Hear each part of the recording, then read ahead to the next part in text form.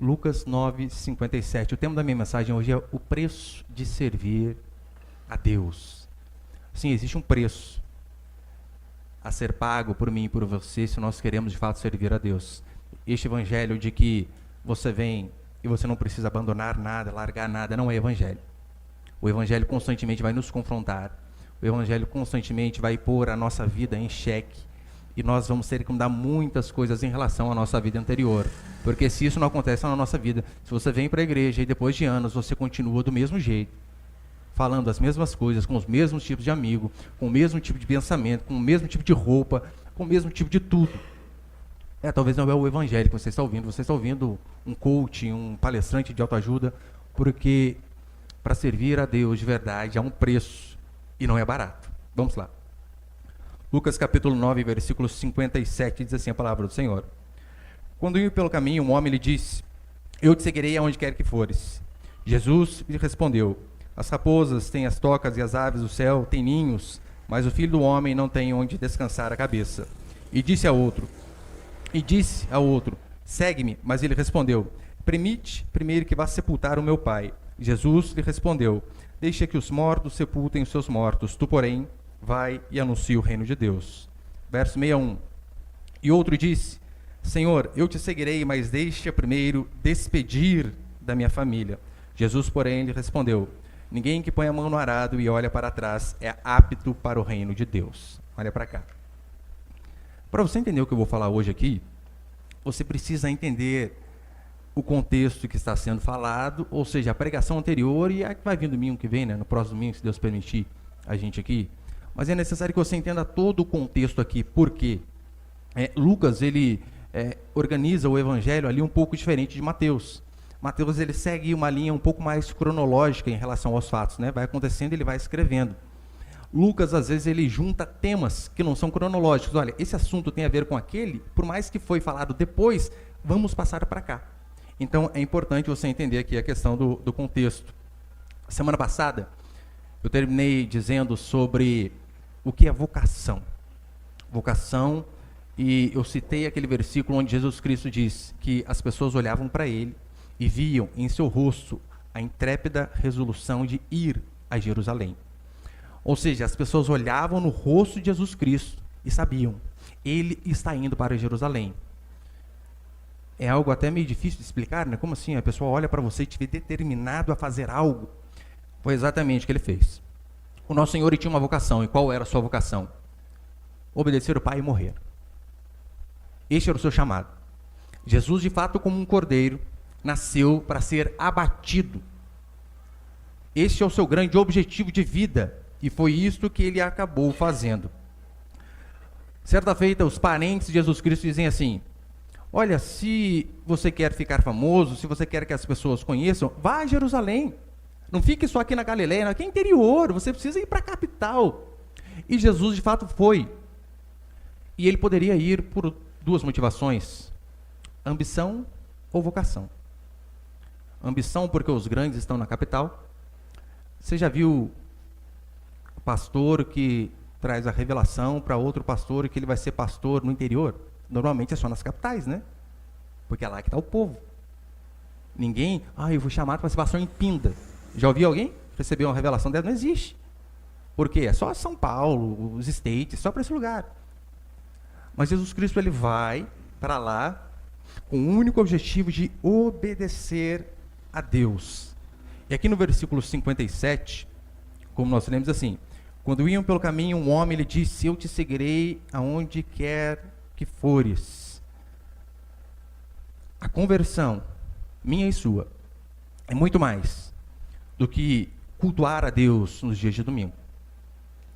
A genuína conversão passa por uma vida de louvor ao Senhor. Tudo o que fazemos de fato, não apenas no dia de culto, não apenas os cânticos na igreja, mas o jeito como tratamos nossa família, o jeito como nós nos comportamos no trabalho, o jeito como nós tratamos as outras pessoas, tudo isso faz parte de servir a Deus. E o firme propósito de Jesus Cristo aqui em ir a Jerusalém, ele contrasta com a fraqueza desses homens que, ao serem chamados por Cristo, deram uma desculpa. E não deram desculpa de coisas ruins, não. Olha o que um disse: Senhor, eu posso primeiro sepultar o meu pai? O outro: eu só posso despedir da minha família primeiro? Enquanto Jesus Cristo tinha a intrépida resolução de cumprir o chamado de Deus, estes 3 homens, eles colocam ali alguma barreira. 2, pelo menos, eles colocaram alguma barreira, né? E 2 desses homens que disseram: nós vamos contigo para onde quer que fores, para qualquer lugar. Estes homens foram repreendidos por Jesus. O que eu e você devemos perguntar é: mas como? Como alguém pode dizer algo parecido com isso? Senhor, para qualquer lugar eu vou. E mesmo assim Jesus Cristo repreender. Talvez atrás das palavras de aceitação, de olha, assim eu vou, estava uma motivação errada. Então, mesmo eles se disposendo a ir, foram repreendidos. Então, com base nisso, eu quero passar alguns princípios. Põe ali o primeiro, por favor. O primeiro princípio é, de fato, motivações erradas. Isso talvez tenha sido o que fez com que Jesus repreendesse esses homens. No Evangelho de Mateus, Mateus vai dizer que era um escriba, alguém que tinha um conhecimento farto da lei do Senhor. E este escriba diz: olha, Senhor, eu vou para qualquer lugar com o Senhor. No Antigo Testamento, a Bíblia dá o exemplo de Ruth. Ruth, ela chega diante da sogra dela, é uma passagem usada muito em casamento. Já ouviu aquela passagem, né? Onde fores, irei, onde morares, morarei, teu Deus é o meu Deus, qualquer outra coisa que não seja a morte nos separará. Você ouve isso muito em casamento, né? O noivo dizendo para a noiva, ou vice-versa. Mas aquela frase, na verdade, foi dita de uma nora para uma sogra. A nora dizendo para a sogra: aonde fores, irei, onde morares, morarei. Eu era moabita, sim, mas a partir de agora, o teu Deus é o meu Deus, e nada que não seja a morte vai nos separar. Ruth disse isso. O escriba também disse: Senhor, eu vou para qualquer lugar. Ruth foi elogiada, e o escriba foi repreendido. Como alguém pode ter uma disposição dessa ainda a ser repreendido? Provavelmente porque esses homens tinham uma motivação errada no coração. É a única coisa que explica porque Jesus sonda todas as coisas. Eles poderiam ali talvez dizer assim: Senhor, eu vou para qualquer lugar. Mas no fundo eles estarem dizendo: olha, se eu vou andar com o mestre, eu vou ser bem recebido. Eu vou ter uma vida indolor, não terei problemas algum. Ou seja, eu vou ter o aplauso dos homens, porque quem que não gosta? Quem que não gosta do aplauso do ser humano? No versículo 58, Jesus, ele diz assim, leia comigo. Jesus respondeu: as raposas têm tocas, as aves do céu têm ninhos, mas o filho do homem não tem onde descansar a cabeça. Jesus não estava dizendo aqui: olha, eu não tenho casa própria. Não era esse o sentido, de forma alguma. Umas passagens antes, diz que Jesus fala assim: olha, discípulos, vão a Samaria, vamos lá, e preparem uma morada para mim. Diz a Escritura que os samaritanos não os recebem. Não queremos Jesus Cristo aqui, nem vocês. Quando ele expulsa um demônio em Gadara, logo após ele expulsar aquele demônio que ele tinha mandado para os porcos, diz a Escritura que as pessoas daquela cidade o mandam embora. Não queremos você aqui. Isaías 53 diz que o Messias seria o desprezado, não seria aceito. Então, uma interpretação que se tem para esse texto é a seguinte: o que Jesus estava dizendo para aqueles homens é: se vocês estão querendo me seguir, pensando que vocês terão boa acolhida aonde vocês forem, tirem o cavalinho da chuva. Na maioria das vezes, não terão. Na maioria das vezes, vocês não serão aceitos. Não tem nenhum problema a gente ser bem recebido de forma alguma. Eu falo por experiência própria, né? Eu sou muito bem recebido pelos irmãos. Aonde que eu vou? Poxa, os irmãos me tratam super bem. Consequentemente, minha esposa, meus filhos. Qualquer pessoa, no trabalho, se você é alguém dedicado, se você é alguém que procura fazer o bem para os outros, automaticamente as pessoas vão te tratar bem. Isso é comum. Não há problema nessas coisas. O grande problema é quando nós fazemos as coisas que são corretas com o único objetivo de sermos aceitos, bem-sucedidos, sermos recompensados por aquilo que nós fazemos. Aí nós passamos a ter uma motivação errada. Por que você é bondoso para com as pessoas? para que as pessoas sejam bondosas com você ou porque Deus assim ordena? Porque você é cortês? Porque você é educado? Porque você trata bem os outros? Porque você quer que essa bondade volte a você? Essa é a motivação errada. A motivação correta é: faça o bem simplesmente porque assim o Senhor nos ordena. E o verdadeiro teste para mim e para você, sabe quando será? Quando nós fazermos tudo que é de correto, que está ao nosso alcance, e ainda assim não fomos recompensados. E ainda assim saírem falando mal de nós. E ainda assim caluniarem o nosso nome. Este vai ser o verdadeiro teste. É quando nós fazermos aquilo que Deus nos ordena, amar o próximo, fazer o bem para o próximo, e esperarmos talvez receber pelo menos algo parecido e recebermos o oposto. Aí é o teste para você. Aí é o teste para mim. Essa semana, o rapaz mandou um áudio para mim, e só dizendo assim: pastor, só agradecer, né, por todo esse período aí, e não vou mais. Criatura, como assim não vai? Não, vou em outra igreja agora. Eu falei: mas a gente fez alguma coisa assim? Falei: não, pastor, tá tudo de boa, né? Só, não quero ir mais. Aí fiquei furioso. É o teste. Calma aí, mas você trata bem, você visita, você faz o melhor, você ora. E quando as pessoas retribuem dessa maneira, o que você faz? Fica bravinho, fica nervoso? Chuta o balde? Nós devemos continuar fazendo aquilo que é correto. Por isso, o nosso alvo não pode ser aceito ou ser recompensado. O nosso alvo deve ser fiel ao Senhor. Seja fiel a Ele, independente de qualquer coisa. Se você receber uma retribuição por conta da sua fidelidade, seja no trabalho, dos filhos, dos pais, do pastor, dos irmãos, que bom. Mas se a sua fidelidade não traz uma retribuição a qual você queria, não importa. O que nós devemos fazer é continuar sendo fiéis a Deus. Por isso, vigie constantemente as motivações erradas do seu coração, porque todos nós temos. Você tem. Eu tenho, todos nós temos motivações erradas, por isso devemos constantemente ver por que estou fazendo determinadas coisas. Pastor, eu não sou assim, eu sou quase que um anjo. Ai, meu Deus, até os apóstolos tinham motivações erradas. Lembra eles falando: Senhor, olha, quem vai sentar mais perto do Senhor na glória lá, né? Deixa os dois aqui, meus filhos. Esses apóstolos, esses homens tinham, você acha que eu e você não temos? Óbvio que temos. Mas outra coisa que esses discípulos poderiam estar procurando é segurança. Não é possível, vão andar com o mestre. Isso aqui é uma carreira estabilizada, gente. Não vou passar perrengue nenhum. Talvez na mente deles 13º de férias, está garantido. Estou com o Senhor e já era, né? O Senhor não dá nenhuma garantia. O que ele diz é o seguinte: as raposas, elas saem para caçar e elas têm a toca delas quando elas voltam para dormir. Comigo nem isso. Comigo, às vezes, nem isso você vai ter.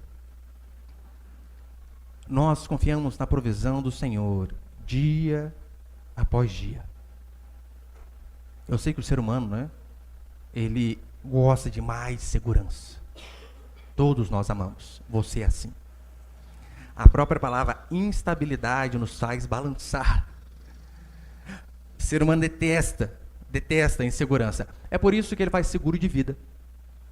Por quê? Se eu sofrer algum acidente, ele tem pelo menos alguma coisa ali. Seguro de carro. Faz seguro de tudo. Plano de saúde. Por quê? Porque eu não confio no nosso plano maravilhoso, o SUS. É porque ele ama a segurança. Quando ele tiver algum problema, ele quer que aquilo seja resolvido. Por que você acha que muitos procuram concurso público? Vocação? Não. Segurança. Estabilidade. Chova canivete, segundo dia útil, o pagamento está lá na conta. E às vezes esquecemos que esse desejo obcecado por segurança pode nos paralisar. Pode fazer com que você não venhamos a avançar em muitas coisas. Hoje de manhã, né? Antes de pregar, que eu prego com meus filhos em casa, né? Então eles ouvem a pregação 2 vezes, ouvem em casa, eu venho aqui. E eu estou lá explicando para eles e falei: olha, tenho, né, um amigo que era muito inteligente, muito sábio. Sabe fazer um monte de coisa, um monte. E um dia eu estava conversando com ele, falando: lá no seu trabalho, você ganha quanto? Pastor, eu ganho 2.000. Falei: mas você não falou que no outro serviço, que você era autônomo, você estava ganhando 5? Ah, pastor, mas lá é 2 garantido, né? Pelo amor de Deus, gente. Ele trabalhava só à noite. Mas você reparou como o medo faz justamente isso com a gente? Você vai abrir um negócio, mas eu vou largar isso aqui, que já é garantido, para arriscar. Porque quando você arrisca, tem a possibilidade de você errar. Só que tem a possibilidade de você acertar também. É assim que acontece. A segurança nossa está em Jesus Cristo, não está numa conta bancária recheada. Não. Não está em offshores no exterior. Não está num país prosperando, mas apenas em Cristo. Segundo, põe ali por favor, Miguel.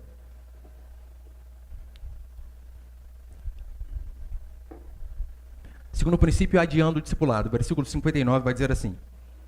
Ele disse a outro, segue-me, mas ele respondeu, permite primeiro que eu vá sepultar meu pai. Permite primeiro que eu vá sepultar meu pai. Há 2 possibilidades de interpretação aqui deste texto. A primeira, que eu não acredito muito, mas também devemos levar em consideração, é a seguinte. Este homem disse, olha, permita que eu vá primeiro sepultar o meu pai. Em que sentido? Meu pai está no final da vida. Meu pai já é velho, já está doente, ele precisa de cuidados. Então, se o senhor deixar eu apenas terminar de cuidar dele, porque cuidou de minha vida inteira, né? Assim que eu cuidar do meu pai, eu vou seguir o Senhor. Essa é a primeira interpretação. A segunda é que, de fato, o pai dele tinha morrido mesmo. O pai dele tinha morrido e ele disse, Senhor, só ir ao velório. Posso ir ao velório, meu pai, para depois ir seguir o Senhor? E você reparou que como Jesus foi duro com esse homem? Não. Deixe que os mortos sepultem os mortos, enquanto você segue. Você pode pensar, pastor, isso é ser duro demais. E Jesus parece que aqui ele está se contradizendo, porque ele mesmo disse diversas vezes a importância de honrar pai e mãe, e aqui ele está dizendo para um homem, não vá nem ao velório do seu pai, não vá nem lá. Como que a gente concilia esse paradoxo, essa aparente contradição? Primeiro que eu e você devemos ver que nem mesmo coisas lícitas podem nos impedir de servir a Deus. Esse homem não estava dizendo assim, olha, deixa eu pecar primeiro, né? Deixa eu dar a última bagunçada, depois eu volto a servir. Algo totalmente lícito, mas esse homem está usando algo lícito, provavelmente como desculpa para não obedecer e para não servir a Deus. E os fariseus faziam isso constantemente. Constantemente. Eles usavam um mandamento para descumprir outro mandamento. Olha o exemplo que a Escritura dá. Alguns fariseus ali, eles, quando queriam consagrar algo ao Senhor, eles faziam uma oferta corbã. O que era essa oferta? Eles pegavam algo, por exemplo, olha, a minha casa é corbã, ou seja, consagrada a Deus, é só para Deus. Para Deus. E Jesus vai dizer, ele vai xingar alguns desses homens religiosos, porque esses homens, quando deveriam ajudar os pais, porque este é o mandamento, honrar pai e mãe. Eu sei que você ouve honrar pai e mãe, você pensa, é só assim, senhor, não fala alto. Isso faz parte. Mas honrar pai e mãe não é só isso. Principalmente aqui neste contexto, honrar pai e mãe era, na velhice, sustente-os com dinheiro. Eles não tinham INSS, não tinham aposentadoria, não tinham nada. Então, como eles cuidavam dos filhos a vida inteira, na aposentadoria, na velhice, se eles não tivessem condição de trabalhar, era obrigação dos filhos ajudar os pais. Essa obrigação não mudou muito, né? Devemos fazer isso. Só que o que muitos desses religiosos safados faziam? Eles pegavam um mandamento, deturpavam para descumprir um outro. Eles pegavam o salário e diziam, olha, meu salário é corbã, eu oferto ao Senhor. E por conta disso eles diziam para os pais, olha, eu não posso te ajudar, pai, né? Porque eu consagrei a Deus minhas finanças. E Jesus vem e os xinga, como assim, seus crápulas? Vocês estão usando o mandamento para descumprir o mandamento. Repare que nem as coisas lícitas podem nos separar do Senhor, nos impedir de servir a Deus. Se tem algo que a Bíblia constantemente diz a mim e a você, é a respeito de trabalho. Devemos trabalhar de forma árdua, devemos ser honestos, devemos acordar cedo, dormir tarde, não ser preguiçosos de forma alguma. O trabalho é algo lícito, é algo instituído por Deus e deve ser feito, encarado como uma vocação. Mas até mesmo o trabalho, que é uma ordenança divina, pode nos impedir de servir a Cristo. Por quê? Olha, você trabalha hoje, Daí, faz hora extra depois, faz hora extra no outro dia, faz hora extra no outro dia. E nunca tem tempo para servir a Deus. Nunca tem tempo para vir ao culto, não vai ter tempo nunca para liderar um pequeno grupo, para ajudar na igreja, para estar junto com os irmãos na comunhão, porque eu trabalho demais. E a Bíblia diz que nós temos que trabalhar bem, pastor. Mas a Bíblia também diz que temos que ter folga, um dia pelo menos da semana, né? E que o trabalho também não pode nos impedir de servir a Deus. Até a família, aqui ele está colocando a família em xeque, que é algo mais precioso do que a família. Família é algo espetacular, mas nem mesmo a família pode nos impedir de servir ao Senhor. A repreensão de Jesus Cristo em relação a esse homem não foi porque ele deliberadamente rejeitou o servir a Deus, foi simplesmente porque ele adiou. Deus, né? Não dá, porque agora estou estudando para vestibular, por isso não dá para frequentar a igreja. Senhor, agora faculdade, não dá. Senhor, comecei no trabalho agora, né? Como assim, comecei no trabalho? Eu tenho que dedicar no trabalho, não tem tempo de servir a Deus. Então ele foi postergando aquilo ali. E depois do trabalho vem o casamento, depois do casamento vem os filhos. E daí você não tem tempo mesmo. Não devemos deixar nem essas coisas lícitas nos impedir de servir a Deus. Porque o chamado de Cristo para mim e para você é para agora. Não é para depois. Eu vou acertar algumas coisas aqui primeiro, eu preciso resolver algo para seguir a Deus. Ou será que você está dando uma enroladinha de propósito para não ter um compromisso genuíno com Ele? Por isso você fica sempre adiando. Nada, absolutamente nada pode nos impedir. Olha, a família é algo maravilhoso, maravilhoso. Estava falando esse dia para os meus filhos, olha, eu amo vocês, mas vocês jamais vão saber o tanto que é, porque vocês só vão entender o dia que vocês tiverem os seus filhos. Filho é algo espetacular. A esposa, então, nem se fala. Eu falo constantemente para eles, olha, eu amo vocês, mas juntando vocês tudo, não dá metade que eu amo a mãe de vocês. Ela é muito mais importante para mim do que vocês. Deixo claro isso, para que quando eles casarem, eles possam fazer a mesma coisa com as esposas também. Saber que a esposa é a pessoa mais importante do mundo depois que se casa. Só que eu disse, eu só consigo amar vocês e a mãe de vocês é porque Deus me amou primeiro. E Ele deu vocês a mim. Então eu não posso inverter essa prioridade. Se um dia, Deus o livre, eles se colocarem frente a frente num embate, não podemos relutar. O Senhor deve ser sempre a nossa prioridade. E terceiro, e último para encerrar, põe ele, por favor, Miguel.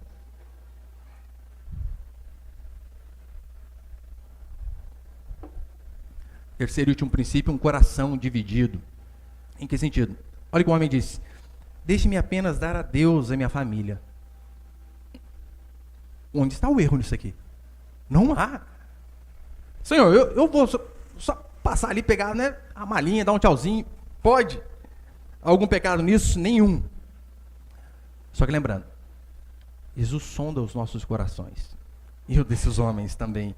E ainda assim, mesmo por trás de uma frase nobre, ele conseguiu ver algo errado. É o que nós constantemente, às vezes, tentamos fazer. Você já percebeu o tanto de desculpa que a gente, às vezes, tenta dar? Quantas vezes eu já me vi fazendo assim, já vi um monte de gente também. Oh, Deus, eu quero ficar rico, mas é para ajudar na igreja. Mentiroso. Mentiroso. Este homem, ele estava dividido. Aí Jesus diz assim, aquele que põe a mão no arado e olha para trás, esse aí não é digno. Eu sei que talvez foge um pouco do nosso contexto, ainda mais por conta da modernidade a qual nós estamos, mas o que era arado, era tipo uma ferramenta onde se fazia sulcos na terra para se colocar a semente. Então o boi ia puxando e o homem ele ia atrás. E o que ele está dizendo é, aquele que põe a mão no arado e olha para trás, vai arar torto, vai fazer o que é errado. Por isso colocou a mão no arado, vai trabalhar, olha para frente. O que passou, esquece. O Antigo Testamento dá o exemplo da mulher de Ló. Lembra a estátua de sal? Sodoma, povo pervertido. Queriam ter relações até com anjos. É daí que vem o termo sodomita, Sodomita.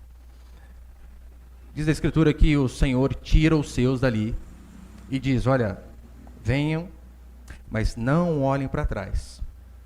O que a mulher faz? Olha.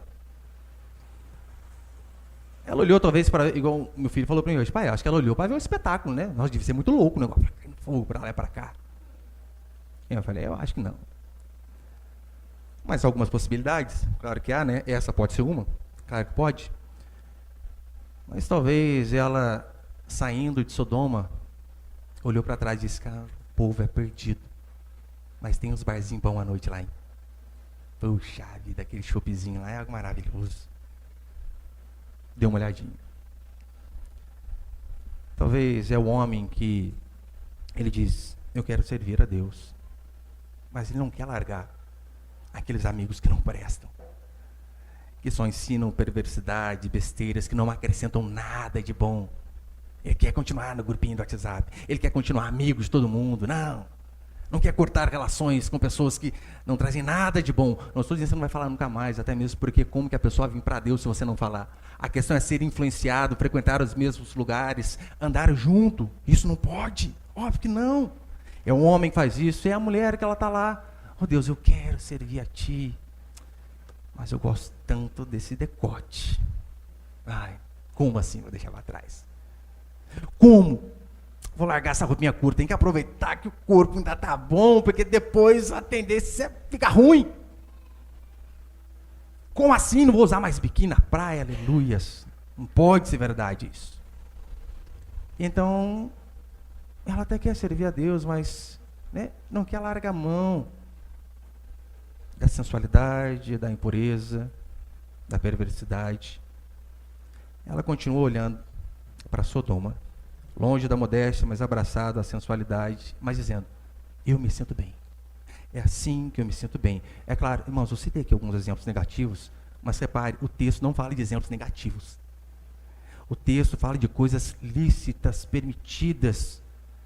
Está falando de dar tchau para a família, de despedir ali do pai ou da mãe. Então, seguir a Cristo, você tem que sempre pôr na sua mente o seguinte, não é algo que você faz apenas aos domingos aqui, não.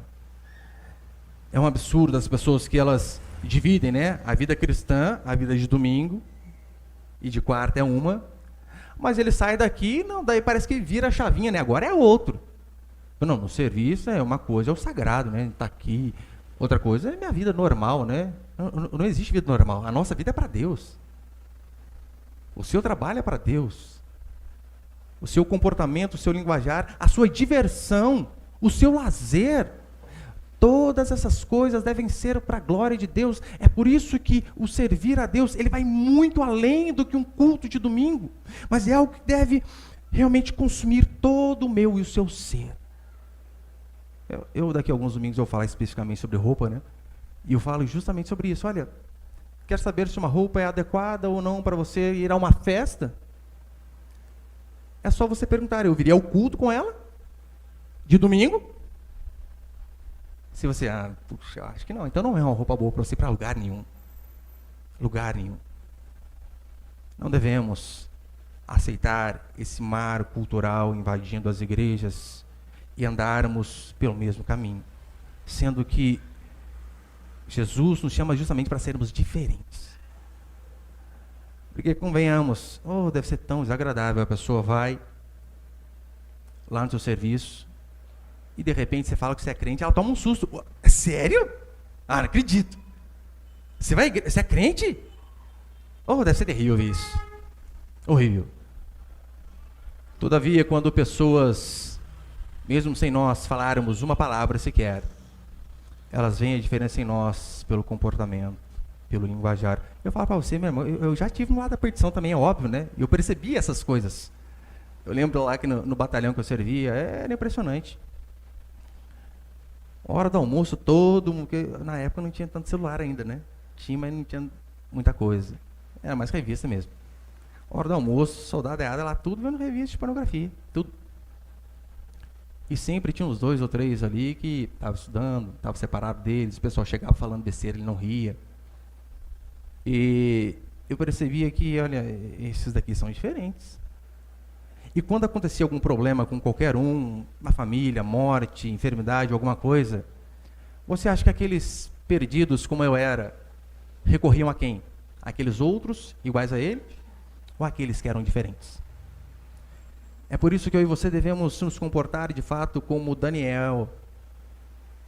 não nos contaminarmos com as finas iguarias deste mundo, sermos diferentes. Eu não estou dizendo que você vai mudar o seu linguajar, porque tem gente que pensa que ser diferente vai comprar, paz do Senhor, aleluia, bom dia, varão, tudo bem? Como está a varoa na sua casa? Amor, né? E pensa que é isso aí, é você colocar amém, tudo que você fala em nome de Jesus no final de cada frase. Não, mas também quiser falar, não tem problema. Mas não tem a ver com isso. Tem a ver com a mudança interior. E esse papinho de que, não, Deus não se importa com o exterior. Deus importa com o interior. Meu irmão, quer enganar quem? Quem gosta de beleza interior é decorador. Deus gosta, né, que a gente seja belo e decente por completo. Então que nós venhamos de fato a saber que há um preço por seguir a Jesus Cristo. E você precisa, meu irmão, minha irmã, realmente saber. Pessoas que te levam para o bom caminho, pessoas que te levam para o mau caminho. Atitudes que te levam para o bom caminho e que te levam para o mau caminho. Você precisa saber que realmente há decisões, há coisas que fazemos que podem acabar nos afastando de Deus a cada dia mais. E se você quer de fato ser fiel a Deus, servir a Deus de forma genuína, não tem como você continuar do mesmo jeito que você estava. Você precisa mudar. Você precisa chegar, olha, a gente está fazendo errado até agora, acabou. Eu não estou dizendo que você vai ser perfeito, a gente às vezes erra. Né? Eu já falei para os irmãos aqui, eu lembro que, eu vou encerrar mesmo. Em 2007 eu morava junto já, né, com a minha esposa, quando eu comecei a ir para a igreja, e era minha namorada na época, já tinha até filho. E então um dia eu ouvindo a pregação, 7 anos juntos já, 7, e eu enrolando ela. Eu falei para ela assim, e ela 7 anos pedindo para casar comigo, e eu duro, difícil. Então, ouvindo uma pregação, ouvindo o evangelho, eu vi, puxa, eu quero ser fiel a Deus, mas não quero abrir mão de uma vida íntima temporariamente. Então não quero ser fiel a Deus. Quero ser fiel aos meus prazeres. Eu fui e falei para ela, tem que parar com esse negócio aqui, vamos casar. Dá um jeito. Tadinha, né? Minha esposa meio morena, ficou até branca, né? Que eu falei assim para ela, você quer casar? Quero. Vai logo em cima de ideia. Eu não falei não. E é óbvio, né? Teve um tempo depois, mas é de suma importância que nós venhamos a tomar atitudes que mostrem de fato a nossa fidelidade a Deus. Porque a nossa fé, que é algo abstrato, é materializado através das nossas obras e daquilo que fazemos. Amém, meus irmãos?